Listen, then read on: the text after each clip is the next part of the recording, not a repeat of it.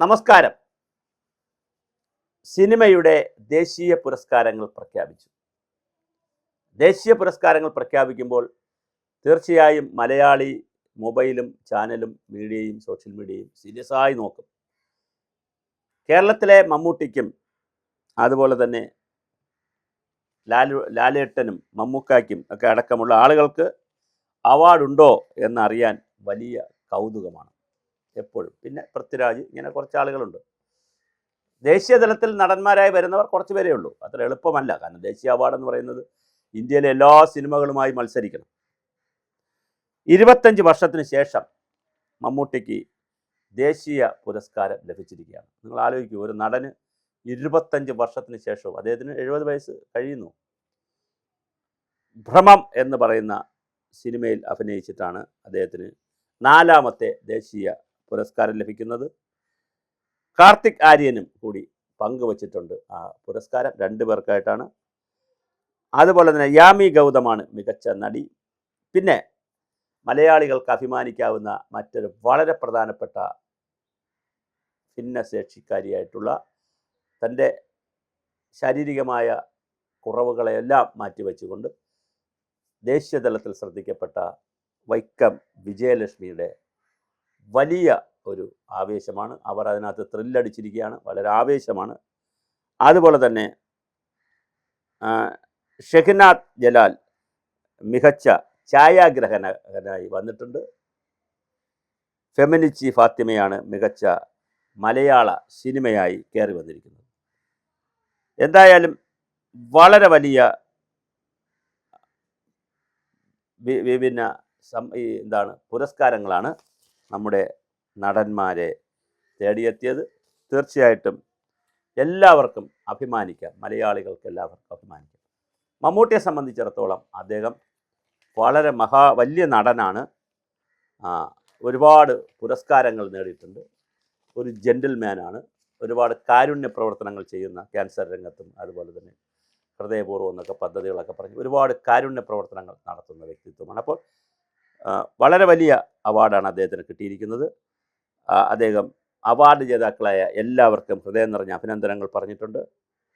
അതുപോലെ തന്നെ കൊടുമൻ പോറ്റിയെ എന്നെ ഏൽപ്പിച്ചതിന് ഭ്രമയുഗം ടീമിനും രാഹുൽ സദാശിവനും നന്ദി പറയുന്നുണ്ട്. വളരെ വലിയ ഒരു നടന വിസ്മയം തന്നെയാണ് മമ്മൂട്ടി. മോഹൻലാൽ മറ്റൊരു തരത്തിലുള്ള ഒരു നടനാണ്. ഫാസിൽ മുഹമ്മദ് പറയുന്ന അദ്ദേഹം അപ്രതീക്ഷിതമായിട്ടുള്ള അവാർഡാണ് കിട്ടിയിരിക്കുന്നത്. എന്തായാലും ഇച്ചാക്കയ്ക്ക് മോഹൻലാലിൻ്റെ ഹൃദയം നിറഞ്ഞ അഭിനന്ദനം വന്നിട്ടുണ്ട്. ഷെഹ്നാദിൻ്റെ ദൃശ്യഭാഷയ്ക്കും രാജ്യത്തിൻ്റെ പുരസ്കാരം ലഭിച്ചിട്ടുണ്ട്. അതുപോലെ തന്നെ മമ്മൂട്ടിക്ക് ദേശീയ പുരസ്കാരം ലഭിക്കുന്നത് 25 വർഷങ്ങൾക്ക് ശേഷമാണ് എന്നുള്ളതാണ് വളരെ പ്രധാനപ്പെട്ട കാര്യം. 1999 ഇതിനു മുമ്പ് ബാബാ സാഹിബ് അവാർഡ് അംബേദ്കർ എന്നായിട്ട് അഭിനയിച്ചതിന് മികച്ച നടനുള്ള ദേശീയ പുരസ്കാരം ലഭിച്ചത്. അതുപോലെ തന്നെ 22 നൻപകൽ നേരത്തെ മയക്കത്തിൽ ദേശീയ അവാർഡ് കിട്ടും എന്ന് 2022 വിചാരിച്ചെങ്കിലും കിട്ടിയിട്ടില്ല. അതുപോലെ തന്നെ പിന്നെ അതിനു മുമ്പ് 2 പ്രാവശ്യവും, അങ്ങനെ 4 പ്രാവശ്യമാണ് മമ്മൂട്ടിക്ക് അവാർഡ് കൊടുക്കുന്നത്.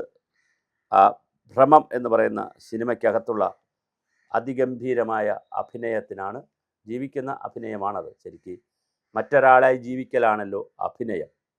യഥാർത്ഥ നടനിൽ നിന്ന് മാറി, അല്ലെങ്കിൽ വ്യക്തിയിൽ നിന്ന് മാറി കഥാപാത്രമായി ജീവിക്കുകയും, കഥാപാത്രമാണോ യഥാർത്ഥ ജീവിതം നടൻ എന്ന് തോന്നുന്ന രീതിയിലുള്ള അഭിനയമൊക്കെ കാഴ്ചവെക്കുമ്പോഴാണ് ശരിക്കും നടനെന്ന വ്യക്തി ആരാണ്, കഥാപാത്രം ആരാണെന്ന് തിരിച്ചറിയാതെയുള്ള അഭിനയമാണ് അഭിനയ മികവ്. അത് വല്ലാത്തൊരു മികവാണ്. അപ്പോൾ അതിൽ മമ്മൂട്ടിക്ക് വലിയ അവാർഡാണ് കിട്ടിയിരിക്കുന്നത്. പിന്നെ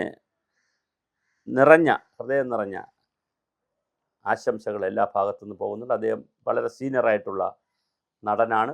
എന്തായാലും അദ്ദേഹത്തിൻ്റെ ആ സീനിയർ പ്രായത്തിലും ഇത്തരത്തിലൊരു വലിയ അവാർഡ് അദ്ദേഹത്തെ തേടിയെത്തിയത് വളരെ പ്രധാനമാണ്.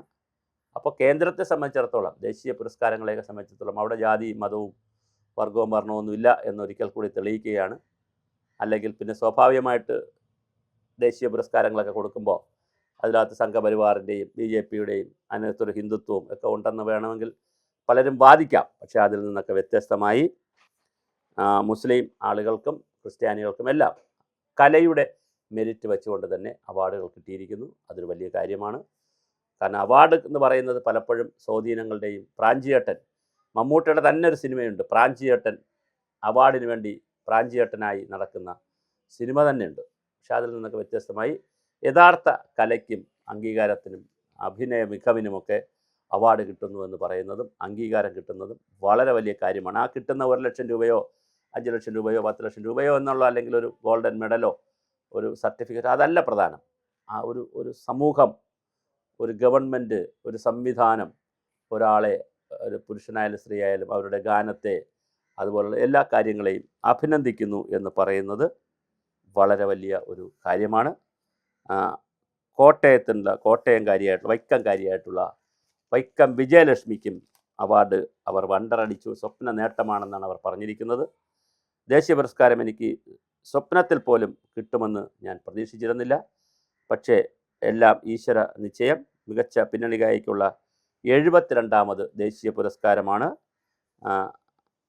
വൈക്കം വിജയലക്ഷ്മിയെ തേടിയെത്തിയിരിക്കുന്നത്. അജയൻ്റെ 2ാം മോഷണം എന്ന ചിത്രത്തിലെ അങ്ങ് വാന കോണിൽ എന്ന് പറയുന്ന ഒരു പാട്ടിനാണ് കിട്ടിയിരിക്കുന്നത്. വളരെ മനോഹരമായ ഒരു പാട്ടാണത്. സംഗീതമൊരുക്കിയത് ദിബു നൈനാൻ നിനു നൈനാനാണ്. അതുകൊണ്ട് തന്നെ ഇതിൻ്റെ വളരെ വലിയ പുരസ്കാരമാണ് അവർക്ക് ലഭിച്ചിരിക്കുന്നത്. കേരളത്തിൻ്റെ അംഗീകാരം, കേരളത്തിന് അഭിമാനമാണ്. കേരളത്തിന് അംഗീകാരം കിട്ടുമെന്ന് പറയുമ്പോൾ ഈ രാജ്യത്തെ ഏറ്റവും ചെറിയ സംസ്ഥാനങ്ങൾ, ഗോവ പോലെയൊക്കെ ഉള്ള ചെറിയ സംസ്ഥാനങ്ങളിൽ പെടുന്നു. ഇപ്പം മിസോറാം വളരെ വലിയ സംസ്ഥാനമല്ല, നമ്മൾ വളരെ ചെറിയൊരു സംസ്ഥാനമാണ്. പക്ഷെ അവിടെ നിന്നും കലയ്ക്കും സാഹിത്യത്തിനുമൊക്കെ വലിയ പുരസ്കാരങ്ങൾ ഇടയ്ക്കിടെ കിട്ടുന്നുവെന്ന് പറയുന്നത് വളരെ പ്രധാനമാണ്. ഇപ്പോൾ പത്മഭൂഷൺ എന്നൊക്കെ പറഞ്ഞാൽ മറ്റ് സംഭാവനകൾ, പത്മശ്രീ എന്നൊക്കെ പറഞ്ഞാൽ വേറെ സംഭാവനകൾ നോക്കിയിട്ട് കൊടുക്കുന്നതാണ്. പക്ഷേ ഇത് കൃത്യമായി അവരുടെ കഴിവിനെ, അല്ലെങ്കിൽ അവരുടെ ആ ഒരു അഭിനയ ചാതുര്യത്തെ, അവരുടെ ഗാനത്തെ, ഗായിക എന്നുള്ള നിലയിൽ അല്ലെങ്കിൽ ഛായാഗ്രഹൻ എന്നുള്ള നിലയിലൊക്കെ ഉള്ള അവാർഡ് എന്ന് പറയുമ്പോൾ അതൊരു തനത് യുണീക്കായിട്ടുള്ള ഒരു കഴിവിന് കിട്ടുന്ന അംഗീകാരമാണ്. തീർച്ചയായിട്ടും മമ്മൂക്കായ്ക്കും അല്ലെങ്കിൽ മമ്മൂട്ടിക്കും വിജയലക്ഷ്മിക്കും അതുപോലെ ഛായാഗ്രഹനും എല്ലാവർക്കും നമ്മുടെ ചാനലിൻ്റെ പ്രത്യേക അഭിനന്ദനങ്ങൾ. ഇനിയും ഉത്തരോത്തരം വളരെ വലിയ സംഭാവനകൾ ഈ കലാകാരന്മാരിൽ നിന്നും കലാകാരികളിൽ നിന്നും ഉണ്ടാകട്ടെ. എല്ലാവിധ വിജയ ആശംസകളും നേരുന്നു.